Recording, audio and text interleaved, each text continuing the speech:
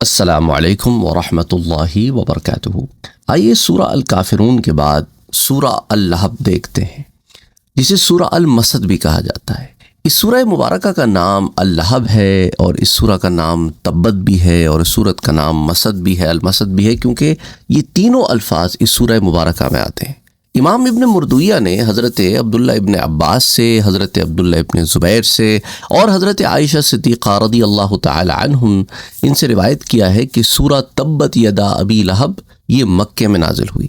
سورہ اللہب سے پہلے سورہ النصر ہے، اور سورہ النصر میں اطاعت گزاروں کے لیے ثواب کی بشارت ہے، یعنی قرآن کریم کی جو سیکوینس ہے صورتوں کی، اس میں سورہ النصر پہلے، اس کے بعد سورہ اللہب ہے، اور سورہ اللہب میں نافرمانوں کے لیے عذاب کی وعید ہے، اور سورہ النصر میں اطاعت گزاروں کے لیے ثواب کی بشارت ہے۔ تو ان دونوں صورتوں میں وعید اور وعد، پہلے وعد ہے اللہ کا، وعدہ ہے اللہ کا، پھر وعید ہے ان لوگوں کے لیے جو کافر ہیں۔ اور اس سورے میں ابو لہب، جو عبد العزیٰ ایکچولی اس کا نام تھا، ابو لہب کی اس کی کنیت تھی، اس کے چہرے کی سرخی کی وجہ سے اسے ابو لہب کہتے تھے، یعنی آگ کہتے ہیں لہب کو، تو آگ جیسی سرخی تھی اس کی جلد میں، تو اس لیے اس کو ابو لہب کہتے تھے۔ دراصل بائی برتھ اس کا نام عبد العزیٰ تھا، عبد المطلب کا یہ بیٹا تھا، یعنی حضور اکرم صلی اللہ علیہ وآلہ وسلم کا چاچا تھا اور پڑوسی بھی تھا۔ اور اس کی جو بیوی تھی ام جمیل بھی اس کی کنیت ہے، اصل میں اس کا نام تھا اروا۔ یہ بیٹی تھی حرب ابن امیہ کی، یعنی ابو سفیان کی بہن تھی۔ یاد رکھیں، ابو سفیان جو ہے، ابو سفیان بھی ان کا نام نہیں تھا، ابو سفیان کے جو والد ہیں ان کا نام حرب تھا۔ تو ابو سفیان کے والد ہیں حرب کے والد ہیں امیہ، تو یوں بنو امیہ سے نکلتی ہے۔ آپ کی جن لوگوں کو یہ بات پتہ نہیں ہے کہ بنو امیہ کو بنو امیہ اسی لیے کہتے ہیں کہ یہ سب امیہ کی اولاد ہے، جسی طرح بنو عبد المطلب وہ تمام لوگ ہیں جو عبد المطلب کی اولاد ہیں۔ تو ام جمیل اروا بنت حرب بن امیہ یہ بنو امیہ سے تھی، اور حضور کا چاچا ابو لہب جس کا نام عبد العزیٰ تھا یہ بنو ہاشم سے ہے۔ بہرحال یہ دونوں میاں بیوی جو ہے یہ حضور اکرم صلی اللہ علیہ وآلہ وسلم کے سخت دشمن تھے، اور یہ عورت اروا بنت حرب بن امیہ یہ حضور اکرم صلی اللہ علیہ وآلہ وسلم کو تکلیف پہنچانے کی کوششوں میں لگی رہتی، اپنے شوہر کی طرح یہ بھی لوگوں کو اسلام لانے سے روکتی تھی، اس لیے ان دونوں کے اوپر اس سورہ مبارکہ میں وعید موجود ہے۔ اچھا، اس سورہ مبارکہ کی شان نزول میں ایک واقعہ آتا ہے جسے امام بخاری رحمۃ اللہ علیہ نے ذکر کیا ہے صحیح البخاری میں، کہ حضرت عبداللہ ابن عباس رضی اللہ تعالیٰ عنہ روایت کرتے ہیں کہ نبی اکرم صلی اللہ علیہ وآلہ وسلم بطحہ کی طرف تشریف لے گئے اور پہاڑ کی چوٹی پر چڑھ کر مکے والوں کو صدا دی، یا صباح۔ اہل عرب یہ جملہ حملے کے وقت مدد کے لیے کہا کرتے تھے۔ تو چنانچہ قریش آپ کے پاس جمع ہو گئے، تو آپ نے فرمایا ارأیتم ان حدثتکم ان العدو مصبحکم او ممسیکم اکنتم تصدقونی، کہ دیکھو اگر میں تم سے یہ کہوں کہ دشمن تم پر صبح یا شام حملہ کرنا ہی چاہتا ہے تو کیا تم میری اس بات کی تصدیق کرو گے؟ تو سب نے ایک زبان ہو کر کہا کہ بے شک آپ بالکل سچ فرماتے ہیں، آپ صادق ہیں، آپ امین ہیں، ہم آپ کی بات پہ بھروسہ کرتے ہیں، آپ کبھی جھوٹ نہیں بولتے۔ تو آپ نے فرمایا فَإِنِّي نَذِيرٌ لَكُمْ بَيْنَ يَدَيْ عَذَابٍ شَدِيدٍ، تو پھر میری اس بات کو بھی سچ مانو کہ میں تمہیں عذاب شدید کے آنے سے پہلے ڈرانے والا ہوں۔ یہ سن کر ابو لہب نے کہا کہ کیا تو نے ہمیں اسی لیے جمع کیا تھا؟ استغفر اللہ العظیم۔ اس لیے کہ بھئی ہم سب اپنے اپنے کاموں میں مصروف تھے، اور آپ نے ہمیں یوں جمع کیا جیسا کہ کوئی حملہ ہونے والا ہے، اور جب ہم یہاں جمع ہو گئے تو آپ ہمیں یہ کہہ رہے ہیں۔ تو اس نے ایسے گستاخانہ الفاظ کہے کہ تیرے لیے ہلاکت ہو، نعوذ باللہ۔ تو اس موقع پر اللہ سبحانہ وتعالیٰ نے اس سورہ مبارکہ کو نازل فرمایا۔ تو صحیح البخاری حدیث 4972، اور اسی طرح صحیح مسلم میں وَأَنذِرْ عَشِيرَتَكَ الْأَقْرَبِينَ، اس آیہ مبارکہ کے تحت، یہ سورہ الشعراء کی آیہ نمبر 214 ہے، کہ آپ اپنے قریبی رشتہ داروں کو ڈرائیں۔ اس سے متعلق یہ صحیح مسلم میں روایت آتی ہے، اور صحیح بخاری میں حدیث 4972 اور صحیح مسلم میں حدیث نمبر 208۔ اچھا، اسی طرح ایک اور روایت، اس میں کچھ فرق ہے، جسے عبداللہ ابن عباس سے روایت کیا گیا ہے۔ امام سعید بن منصور نے، امام بخاری اور مسلم کے علاوہ ابن جریر نے، ابن منذر نے، امام ابن ابی حاتم نے، ابن مردویہ نے، امام ابو نعیم نے، امام بیہقی نے الدلائل النبوہ میں کئی کتب حدیث میں آتا ہے کہ حضرت عبداللہ ابن عباس روایت کرتے ہیں کہ جب یہ آیہ مبارکہ نازل ہوئی وَأَنذِرْ عَشِيرَتَكَ الْأَقْرَبِينَ، کہ اپنے جو آپ کے رشتہ دار ہیں، قریبی رشتہ دار ہیں، کلوزسٹ ریلیٹیو، ان کو وارن کریں، تو حضور صلی اللہ علیہ وسلم باہر تشریف لائے اور صفا پہاڑی پر چڑھے اور ندا دی یا صباحا، تو جب لوگ جمع ہو گئے تو حضور صلی اللہ علیہ وآلہ وسلم نے وہ فرمایا جو میں نے آپ سے ذکر کیا، تو اس وقت ابو لہب نے یہ الفاظ کہے کہ تیرے لیے بربادی ہو، کیا تو نے ہمیں اس لیے جمع کیا ہے؟ پھر وہ اٹھ کھڑا ہوا تو پھر یہ سورہ مبارکہ نازل ہوئی، تبت یدا ابی لہب وتب۔ اچھا، بعض روایت میں اسی واقعے میں کچھ اضافے کے ساتھ بھی بیان کیا گیا ہے، جیسا کہ علامہ قرطبی رحمۃ اللہ علیہ سے یوں بیان کرتے ہیں کہ حضرت عبداللہ ابن عباس روایت کرتے ہیں کہ جب یہ آیہ مبارکہ وَأَنذِرْ عَشِيرَتَكَ الْأَقْرَبِينَ نازل ہوئی تو حضور اکرم صلی اللہ علیہ وآلہ وسلم اپنے گھر سے باہر تشریف لائے، یہاں تک کہ صفا پہاڑی پر چڑھے اور بآواز بلند کہا یا صباحا، تو لوگوں نے پوچھا یہ اعلان کرنے والے کون ہیں؟ تو لوگوں نے بتایا کہ محمد مصطفیٰ صلی اللہ علیہ وآلہ وسلم ہیں۔ تو لوگ آپ صلی اللہ علیہ وآلہ وسلم کے پاس اکٹھے ہو گئے، تو فرمایا حضور صلی اللہ علیہ وسلم نے کہ یا بنی فلان یا بنی فلان یا بنی فلان، یعنی اے فلاں قبیلہ، اے فلاں قبیلہ، اے فلاں قبیلہ، یا بنی عبد مناف، اے عبد مناف کی اولاد، یا بنی عبد المطلب، اے عبد المطلب کی اولاد۔ تو گویا سارے قبائل جمع ہو گئے۔ تو حضور نے فرمایا کہ اچھا مجھے بتاؤ، اگر میں تمہیں بتاؤں کہ ایک گھڑ سوار دستہ اس پہاڑ کے پیچھے سے نکلے گا تو کیا تم میری تصدیق کرو گے؟ تو سب نے کہا کہ بالکل کریں گے کیونکہ آپ سچ بولتے ہیں۔ تو فرمایا میں تمہیں آنے والے شدید عذاب کے بارے میں خبردار کرنے والا ہوں۔ تو ابو لہب نے کہا تو ہلاک ہو، نعوذ باللہ، تو نے ہمیں اس لیے جمع کیا۔ تو پھر وہ اٹھ کھڑا ہوا تو یہ سورہ نازل ہوئی، اور آمش نے سورت کے اختتام تک پھر اسی طرح قرأت کی۔ حمیدی اور دوسرے علماء نے زیادہ ذکر کیا ہے کہ جب اس کی بیوی نے سنا کہ اس کے خاوند اور اس کے بارے میں قرآن نازل ہوا ہے تو وہ حضور اکرم صلی اللہ علیہ وآلہ وسلم کے پاس آئی۔ اچھا، یہ روایت جو میں آپ سے بھی ذکر کر رہا ہوں، اسے علامہ قرطبی نے بھی روایت کیا ہے، ابھی جو روایت ذکر کرنے لگا ہوں، اور اسی طرح اس روایت کو علامہ حلبی جو ہیں وہ اسے ام السیر میں روایت کرتے ہیں، سیرہ حلبیہ میں، جو حضور اکرم صلی اللہ علیہ وسلم کی سیرہ مبارکہ کے بارے میں لکھی ہوئی ایک روایت ہے۔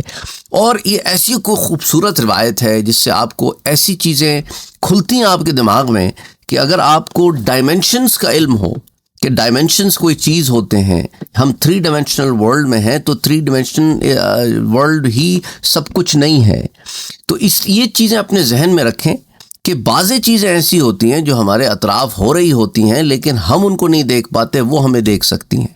اسی طرح کا ایک معاملہ یہاں پر میں آپ سے ذکر کرنے لگا ہوں۔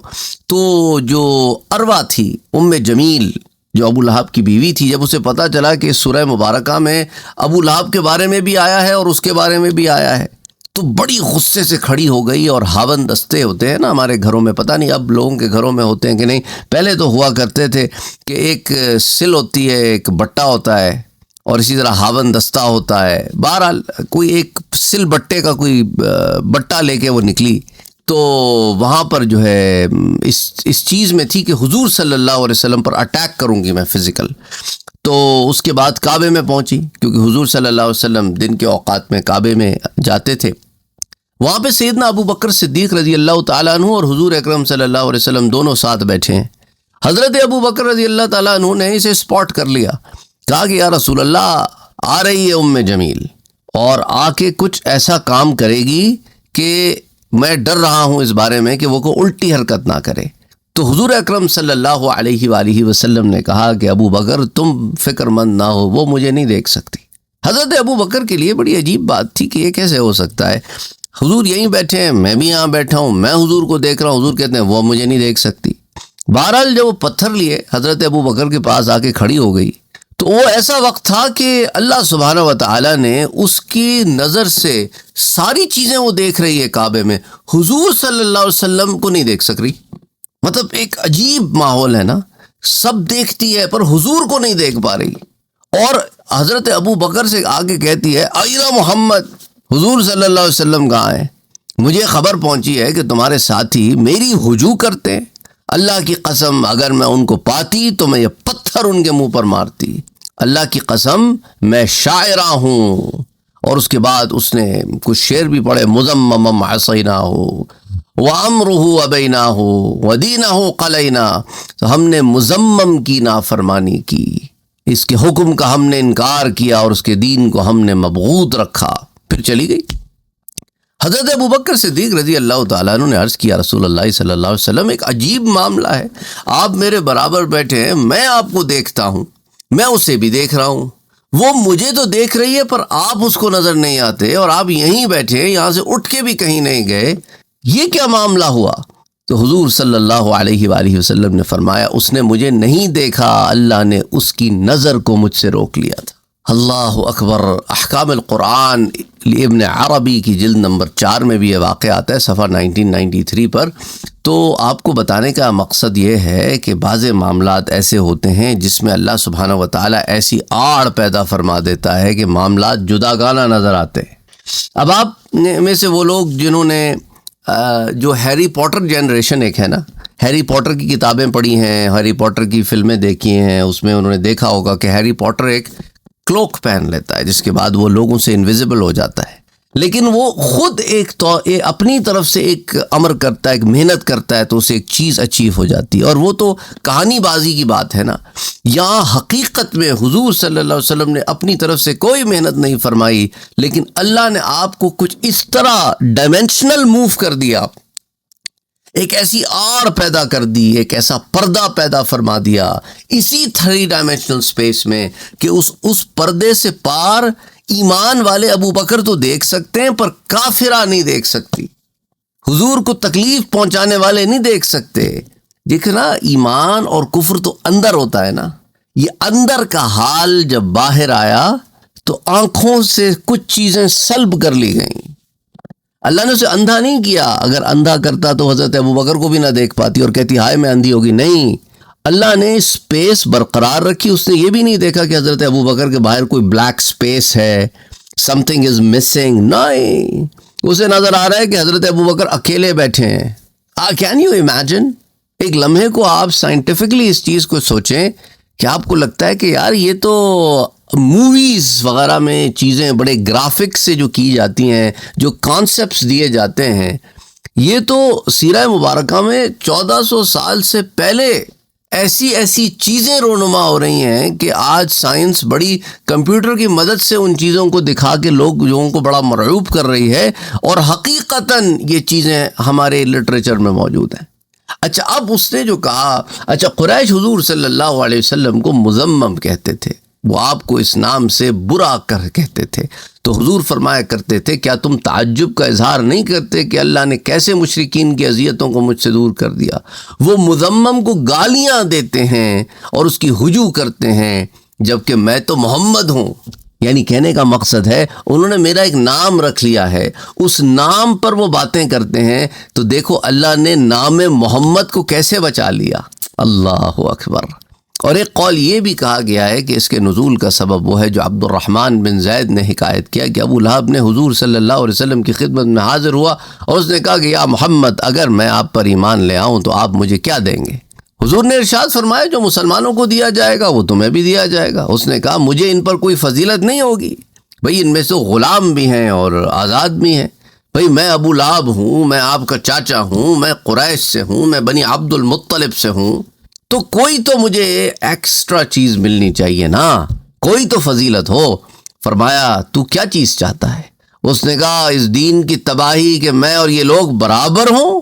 تو اللہ سبحانہ وتعالی نے اس سورہ مبارکہ کو نازل فرمایا۔ تو یہ بھی ہو سکتا ہے کہ یہ دونوں واقعات ہوئے ہوں، اور ایک قول یہ بھی ہے کہ عبد الرحمن بن کیسان بیان کرتے ہیں کہ جب کوئی وفد حضور صلی اللہ علیہ وآلہ وسلم کی خدمت میں حاضر ہوتا تو ابو لہب ان کے پاس جاتا، وہ اس سے حضور صلی اللہ علیہ وسلم کے بارے میں پوچھتے تو وہ اس سے کہتے کہ تو ہماری بنسبت ان کے بارے میں زیادہ آگاہ ہے کیونکہ تمہارا ان سے رشتہ داری بھی ہے۔ تو ابو لہب کہتا کہ وہ تو جھوٹے ہیں، وہ تو جادوگر ہیں، وہ لوگ ملاقات کیے بغیر واپس چلے جاتے۔ ایک وفد آیا تو اس نے ان کے ساتھ بھی وہی سلوک کیا جو پہلے وفود کے ساتھ کیا کرتا تھا. انہوں نے کہا نہیں ہم واپس نہیں جائیں گے یہاں تک کہ ہم اس شخص سے خود نہ مل لیں, انہیں خود نہ دیکھ لیں, ان کی باتیں خود نہ سن لیں. تو ابو لہب نے انہیں کہا کہ اچھا ہم لگاتار ان کا علاج کرتے رہے تو اس کے لیے ہلاکت و بربادی ہے. اس کے بارے میں حضور کو خبر ہوئی صلی اللہ علیہ وسلم کو, سو اس وجہ سے آپ پریشان ہوئے تو اللہ سبحانہ و تعالیٰ نے اس سورہ مبارکہ کو نازل فرمایا. اچھا ایک قول یہ بھی کیا گیا ہے کہ ابو لہب نے ارادہ کیا کہ نبی صلی اللہ علیہ وسلم کو پتھر مارے, تو اللہ نے ابو لہب کو اس سے روک دیا اور اس سورہ مبارکہ کو نازل فرمایا.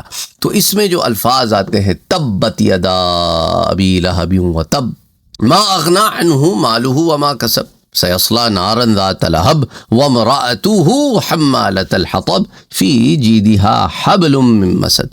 سو تبت کا معنی اس نے نقصان اٹھایا, یہ حضرت قتادہ کا قول ہے. اور ایک قول یہ بھی کہا گیا کہ اس کا معنی ہے وہ خسارے والا ہوا. حضرت عبداللہ ابن عباس نے کہا کہ وہ گمراہ ہوا, یہ عطا کا قول ہے. اور ایک قول یہ بھی کیا گیا کہ وہ ہلاک ہوا, یہ ابن جبیر کا قول ہے. اور یمان بن رائب نے کہا وہ ہر خیر سے خالی ہو گیا. تو بہرحال اس ایک ورڈ کے کئی معنی ہیں تبت. اچھا اسی طرح تباب, ہلاکت, یہ اس دونوں ہاتھوں کے لیے خاص ہے. تبت یدا ابی لہب وتب, تو تباب ہلاکت کے لیے کہ دونوں ہاتھ ہلاک ہو گئے, کیونکہ اکثر عمل انہی دو کے ساتھ ہوتا ہے, یعنی دونوں ہاتھوں کے ساتھ, کہ دونوں ہاتھ خسارے میں ہیں. یعنی تم کوئی کام کر لو تمہارے لیے فائدہ نہیں ہے اس میں, اور اصل فائدہ ہی آخرت کا فائدہ ہے.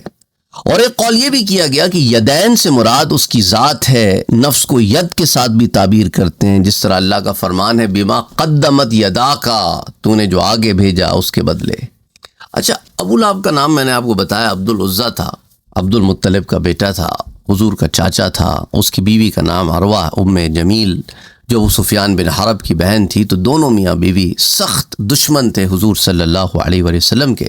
اس ضمن میں طارق بن عبداللہ محاربی کہتے ہیں کہ میں ذی المجاز کی, ذی المجاز جو ہے یہ ہوتا کیا تھا کہ مختلف منڈیاں لگتی تھیں عرب میں. کبھی انشاءاللہ تعالی آپ کو اس پر بھی بات کریں گے کہ عرب کی سرزمین میں کتنی منڈیاں لگتی تھیں اور کہاں اور کب لگتی تھیں. تو ذی المجاز کی جو منڈی تھی, یا اس کو ذی مجاز بھی اردو میں کہتے ہیں, اس کی منڈی تھی. منڈی کیا ہوتی تھی کہ مختلف مارکیٹس لگتی تھیں کہ جو سامان تجارت جو یمن سے آ رہا ہے یا شام سے آ رہا ہے, یا یمن کی پورٹس پہ ہندوستان سے, ملیشیا سے, چائنا سے, افریقہ سے, مختلف مقامات سے آ رہا ہے, یا جو یمن میں خود صنعت ہو رہی ہے, انڈسٹریز یمن میں بھی تھی, وہاں پہ صنعت کاری ہو رہی ہے ان کی, یا جو چیزیں یورپ یا مختلف مقامات سے یا پرشیا سے ہوتی ہوئی رومن امپائر میں پہنچ رہی ہیں, یا جو پرشین امپائر میں عراق کے علاقوں سے عرب کے علاقوں میں آ رہی ہیں, یہ ساری چیزیں مختلف منڈیوں میں بکا کرتی تھیں. تو عرب کے سارے علاقے میں کئی منڈیاں لگتی تھیں جہاں یہ خرید و فروخت ہوا کرتی تھی. تو یہاں کی چیزیں وہاں پہنچنا, وہاں کی چیزیں یہاں آنا, اور ان ممالک کے درمیان کوئی ٹریڈ راؤٹ نہیں تھا, تو عرب ان چیزوں کو یہاں سے وہاں لے جایا کرتے تھے. تو یہ ساری چیزیں تمہید میں اس لیے باندھ رہا ہوں تاکہ آپ کے ذہن میں یہ بات واضح ہو جائے کہ یہ منڈیاں کتنی امپورٹنٹ تھی, کیونکہ یہاں پہ سب آتے تھے, جو اطراف و اکناف کے لوگ آتے تھے. تو ان منڈیوں میں بھی تبلیغ ہوتی تھی. حضور اکرم صلی اللہ علیہ وسلم خود تشریف لے جاتے تھے. تو ذی المجاز کی منڈی میں وہ کہتے ہیں کہ میں تھا کہ اچانک میں ایک ایسے انسان کے پاس پہنچتا ہوں جو کہہ رہا ہے لا الہ الا اللہ, یہ کہہ دو کہ اللہ کے سوا کوئی عبادت کے لائق نہیں اور تم فلاح پا جاؤ گے. المعجم الکبیر کی روایت ہے, امام طبرانی بھی اسے روایت کرتے ہیں. تو وہ کہتے ہیں کہ ان کے پیچھے ایک اور آدمی تھا جو انہیں پتھر مار رہا تھا. اس نے اس شخص کی پنڈلیوں اور ایڑیوں کو زخمی کر دیا اور کہہ رہا ہے کہ اے لوگوں یہ جھوٹا ہے, تم اس کی بات نہ ماننا. میں نے پوچھا کہ یہ دعوت دینے والا, لا الہ الا اللہ کہنے والا, یہ کون آدمی ہے؟ تو لوگوں نے بتایا کہ یہ محمد ہیں اور یہ گمان کرتے ہیں کہ یہ نبی ہیں. تو میں نے کہا یہ دوسرا آدمی کون ہے جو انہیں پتھر مار رہا ہے؟ کہا یہ ان کا چاچا ابو لہب ہے جو گمان کرتا ہے کہ آپ جھوٹ بول رہے ہیں. اچھا اسی طرح حضرت عطا بیان کرتے ہیں, حضرت عبداللہ ابن عباس سے ایک روایت آتی ہے کہ ابو لہب نے کہا یا محمد صلی اللہ علیہ وآلہ وسلم کہ آپ نے تو ہم پر جادو کر دیا ہے. ہم پہلے پورا ایک بکرا کھا جاتے تھے, دودھ کا ایک بڑا پیالہ پی جاتے تھے, اور پھر بھی ہمارے پیٹ نہیں بھرتے تھے. جب سے آپ تشریف لائے ہیں ایک ران کھا کر پیٹ بھر جاتا ہے، دودھ کا ایک پیالہ پیتے ہیں پیٹ بھر جاتا ہے، آپ نے تو ہم پر جادو کر دیا ہے۔ بہرحال علامہ قرطبی نے اس واقعے کو بھی ذکر کیا ہے۔ یہ سارے واقعات آپ کو سنانے کا مقصد یہ ہے کہ آپ پر یہ بات بالکل کھل جائے کہ ابو لہب کی کیا شخصیت تھی، کیا پرسنالٹی تھی، اور کیوں اس کے لیے یہ وعید آئی ہے۔ تو اس لیے ایک اور روایت میں یہ الفاظ بھی آتے ہیں کہ ابو لہب ہاتھ جھاڑتے ہوئے اس وقت کھڑا ہو گیا تھا جب حضور صلی اللہ علیہ وسلم نے صفا پہاڑی پہ سب کو جمع کر کے یہ فرمایا تھا، اور ابو لہب نے کہا تھا کہ تو ہلاک ہو جائے، کہ تو نے ہمیں اس لیے جمع کیا تھا۔ تو اس پر اللہ نے یہ سورہ مبارکہ نازل فرمائی، تبت یدا ابی لہب وتب، ابو لہب کے دونوں ہاتھ ٹوٹ جائیں اور وہ ہلاک ہو گئے۔ تو ابو لہب جو ہے اس کے اوپر یہ وعید آئی کہ تم میرے نبی کے بارے میں یہ بات کرتے ہو، یہ بات تو تمہارے ساتھ ہوگی کہ تم ہر خیر سے محروم ہو جاؤ گے۔ تو اس میں تبت ابو لہب کے لیے بد دعا ہے، اور تب جو اس آیت کے آخر میں آتا ہے اس میں اس کی ہلاکت کی خبر دی جا رہی ہے۔ تو لفظ تو وہی ہے، تب ایک جگہ تبت بد دعا کے معنی میں ہے، اور آخر میں تب ہلاکت کے معنی میں ہے۔ اور آپ جانتے ہیں کہ اس کا نام عبد العزیٰ ہے، اور اس کی کنیت جو ہے ابو عتیبہ تھی۔ ابو لہب بھی تھی، ابو عتیبہ بھی تھی، اور چہرے کی چمک دمک کی وجہ سے اسے ابو لہب کہتے تھے، اور حضور صلی اللہ علیہ وآلہ وسلم سے بے حد بغض رکھتا تھا، اور آپ کی اور آپ کے دین کی تنقیص میں کوئی کسر نہیں اٹھا رکھتا تھا۔ اچھا، اسی طرح ایک اور روایت میں آپ سے ذکر کرتا چلوں اس ضمن میں، جیسا کہ میں نے آپ سے علامہ قرطبی کی ایک روایت ذکر کی تھی طارق بن عبداللہ محاربی سے، کہ ذو المجاز کی منڈی میں جو ایک واقعہ پیش آیا تھا۔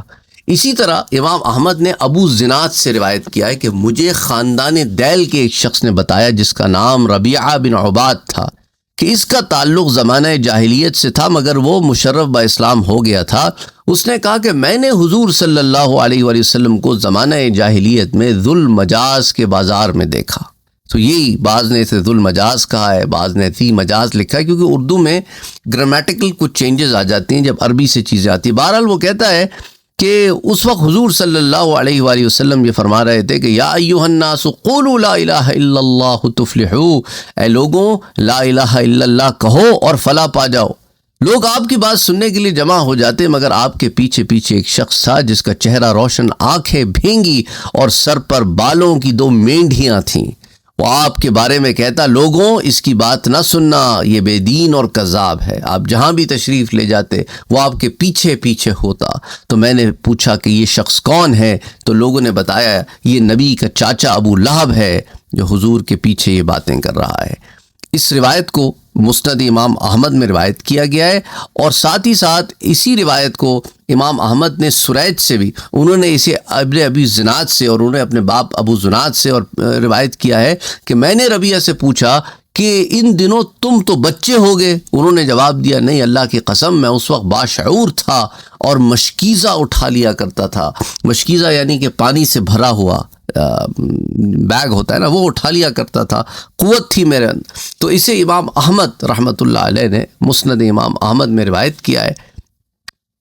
تو تبت یدا ابی لہب وتب، ابو لہب کے دونوں ہاتھ ٹوٹ جائیں اور وہ ہلاک ہو جائے۔ تو اب اس آیہ مبارکہ میں کچھ نکات ہیں جس پر اب ہم بات کر لیتے ہیں کہ ابو لہب نے چونکہ حضور صلی اللہ علیہ وآلہ وسلم کے لیے یہ ایسے کلمات استعمال کیے تھے، اس لیے کہ اس نے کہا تھا نا تبّ لک، آپ کے ہاتھ ٹوٹ جائیں، تو اللہ سبحانہ و تعالیٰ نے اس کے مقابلے میں اس صورت میں یہ بددعائیہ کلمہ فرمایا کہ ابو لہب کے دونوں ہاتھ ٹوٹ جائیں اور وہ ہلاک ہو جائے۔ تو تبت کا جو لفظ ہے اس کا مصدر تب اور تباب ہے، اور علامہ راغب اصفہانی رحمۃ اللہ علیہ متوفی 502 ہجری کے اس کے معنی کے ضمن میں لکھتے ہیں کہ کوئی بھی چیز دائمی نقصان کی صورت میں ہمیشہ نقصان دیتی رہے تو تبت یدا ابی لہب کا یہ معنی ہے، اور ابو لہب دائمی نقصان میں رہے، جیسے کہ قرآن مجید میں آتا ہے سورہ ہود میں وما زادوہم غیر تدبیب، اور انہوں نے اپنا نقصان ہی زیادہ کیا۔ پھر اسی طرح سورہ المومن میں اللہ فرماتا ہے وما کید فرعون الا فی تباب، اور فرعون کی ہر سازش نقصان میں رہی، جیسا کہ المفردات کی جلد 1 صفحہ 93 پر یہ ایکسپلینیشن آتی ہے، اور لغات القرآن کی جلد 2 صفحہ 66 پر تب کا معنی ہلاکت اور ٹوٹنا بھی بیان کیا گیا ہے۔ اور ساتھ ساتھ یہ بھی یاد رکھیں کہ اس کی کنیت ابو لہب تھی، میں نے بتایا، اس کا نام عبد العزیٰ تھا، یہ بھی بتایا۔ اس کی ماں جو ہے اس کا تعلق بنو خزاعہ سے تھا، اور یہ ابو لہب کے نام سے چونکہ مشہور تھا اور سب اس کو اسی نام سے جانتے تھے، اس لیے قرآن نے بھی اس کو اسی نام سے مخاطب کیا۔ اور علماء نے اس کے پیچھے ایک اور وجہ بھی بتائی ہے، کیونکہ عبد العزیٰ یعنی عزیٰ کا بندہ، عزیٰ ایک بت ہے جس کی پرستش کی جاتی تھی، اور عبد العزیٰ کا معنی ہوا کہ عزیٰ کا بندہ، اور قرآن میں اللہ کے سوا اور کسی کی بندگی کا ذکر مناسب نہیں ہے، اس لیے ایک ایسا نام استعمال کیا گیا جس میں غیر کی عبادت کا شائبہ بھی نہ آتا ہو، اور وہ بات بھی کر دی جائے جو سب کی سمجھ میں آتی ہو۔ اچھا، ایک اور واقعہ میں آپ کو بتاتا ہوں، بڑا انٹرسٹنگ واقعہ ہے، فتح الباری میں جلد 6 صفحہ 146 پر آتا ہے کہ بعثت سے قبل، اعلان نبوت سے قبل کی بات ہے کہ ایک دن ابو لہب جو ہے وہ ابو طالب سے کسی معاملے پہ لڑ پڑا، اور ابو طالب کو زمین پہ لٹا کر ان کے سینے پہ چڑھ کر بیٹھ گیا، اور اچانک اس وقت حضور اکرم صلی اللہ علیہ وآلہ وسلم وہاں گئے تو آپ نے ابو لہب کو اس کی بغلوں میں ہاتھ ڈال کر اس کو زمین پر دے مارا۔ اس نے کہا، کمال کی بات ہے، ہم دونوں تمہارے چاچا ہیں، ابو طالب بھی تمہارے چاچا ہیں اور میں بھی تمہارا چاچا ہوں، پر تم نے میرے ساتھ ایسا کیوں کیا؟ آپ نے فرمایا، اللہ کی قسم میرے دل میں تمہاری محبت کبھی بھی نہیں رہی۔ ابو لہب یہ سن کر غضبناک ہوا اور ہمیشہ آپ سے عداوت رکھتا رہا، اور غزوہ بدر میں ابو لہب نہیں گیا تھا اور اس نے اپنی جگہ بدیل کو بھیج دیا تھا، اور جب اس کو قریش کی عبرتناک شکست کا پتہ چلا تو یہ غم میں رہا۔ بہرحال فتح الباری کی جلد 6 صفحہ 146 پر یہ واقعہ آتا ہے، اور حضور صلی اللہ علیہ وسلم کے بعد کہ اعلان نبوت کے بعد ابو لہب آپ سے بدترین عداوت رکھتا تھا، اور اس کا اندازہ کئی احادیث مبارکہ سے کیا جا سکتا ہے، جس میں ایک وہ حدیث مبارکہ ہے جو ربیعہ بن عباد دیلمی نے بیان کی ہے کہ وہ کیسے حضور اکرم صلی اللہ علیہ وآلہ وسلم کے بارے میں باتیں کرتا تھا، اور جو دیگر روایات ہیں جو مسند امام احمد میں آتی ہے، جیسا میں نے آپ سے ذکر کیا، اور صرف مسند امام احمد میں ہی نہیں آتی، الاحاد والمثانی میں بھی آتی ہے، المعجم الکبیر میں بھی آتی ہے، المستدرک میں بھی آتی ہے، مصنف ابن ابی شیبہ میں بھی، سنن النسائی میں بھی، صحیح ابن حبان میں بھی، دلائل النبوہ میں بھی، کئی کتب حدیث میں یہ روایت آتی۔ تو ابو رافع بیان کرتے ہیں کہ جنگ بدر کے بعد ابو لہب 7 دن زندہ رہا۔ حضرت ام الفضل نے خیمے کی چوب اس کے سر پر مار کر اس کا سر پھاڑ دیا تھا، اور ام الفضل حضور صلی اللہ علیہ وسلم کی چاچی ہیں، یعنی حضرت عباس کی بیوی۔ انہوں نے ابو لہب کے سر پر ایک ڈنڈا مارا تھا۔ ایک بڑی تفصیل سے اس واقعے کو ہم پہلے سیرت النبی صلی اللہ علیہ وسلم میں دیکھ چکے ہیں کہ وجہ کیا بنی تھی۔ بہرحال اس کے بعد وہ عدسہ کی بیماری میں مبتلا ہو، اور اس بیماری میں طاعون کی طرح ایک جسم پر ایک چیز نکل سی آتی ہے، اور لوگ یہی سمجھتے ہیں تھوڑا سا بن جاتا ہے کہ شاید اس کو طاعون ہو گیا اور پلیگ، اور اس کے اندر لوگ بالکل چھوڑ دیتے ہیں، اور اسی بیماری میں وہ مر گیا، اور اس کے جسم سے سخت بدبو آ رہی تھی۔ 3 دن تک اس کی لاش پڑی رہی، لوگ اس بیماری سے طاعون کی طرح بھاگتے تھے، حتیٰ کہ قریش کے ایک شخص نے اس کے بیٹے کو کہا کہ بھئی تم کو حیا نہیں آتی، تمہارے گھر میں تمہارے باپ کی لاش بدبو پھیلا رہی ہے، اس کو دفن تو کرو۔ انہوں نے کہا ہم ڈرتے ہیں کہ اس کو ہاتھ لگائیں گے تو یہ بیماری ہمیں نہ لگ جائے۔ تو اس نے کہا اچھا دفن تو کرو، ہم تمہاری کچھ مدد کر دیتے ہیں۔ تو ابو رافع کہتے ہیں کہ اللہ کی قسم انہوں نے اسے نہ غسل دیا نہ کوئی معاملہ ایسا، اور مکے کی ایک بلند جگہ سے اس کو ایک دیوار کے ساتھ پھینک دیا اور اس کے اوپر پتھر ڈال دیے۔ نعوذ باللہ۔ اللہ ایسے بتاتا ہے۔ پھر البدایہ والنہایہ میں بھی یہ واقعہ آتا ہے، جلد 3 صفحہ 76-77 پر، تفسیر کبیر میں بھی آتا ہے، اور دیگر کتب تفاسیر میں بھی اس واقعے کو بیان کیا گیا ہے۔ بہرحال آدھے گھنٹے کے قریب درس ہو گیا ہے، پھر اس سورہ مبارکہ کی باقی آیات کو باقی تفصیلات کے ساتھ اگلی دفعہ دیکھیں گے۔ وَمَا عَلَيْنَا إِلَّا الْبَلَاغُ۔